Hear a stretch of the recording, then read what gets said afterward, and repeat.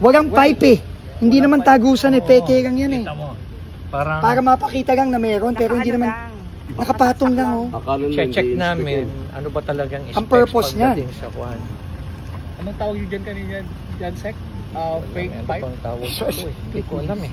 Hindi kasi kami engineer. Unang-una, wala tayong plano dito eh. Ang problema kasi, wala tayong tiwala doon sa mga engineers. Dapat yan, nakakonekta doon para pagka lumaki ang tubig doon, lalabas ang tubig dito. Yeah. Diba?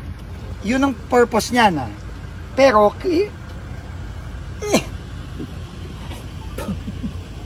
kasi syempre, pag tinakpan mo na yun ng simento, hindi mo naman alam eh. Diba? Oh, another is, nagkaroon na, syempre saglit lang, ha? ito kasi permeable to, ano?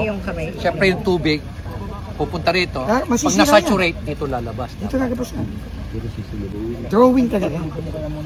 Peke eh. Yan, kunyari yun. Pero kung nabayaran, nakapasa na sa inspector. Hindi, yun. Kita niyo yung mga pipe na yun, yung nakasemento na.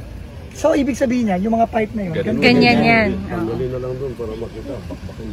Obvious ba? Obvious oh. Nakadesign nyo tayo sir eh.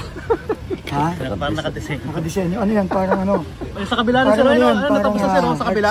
Aesthetics. Aesthetics daw yan eh. Oh.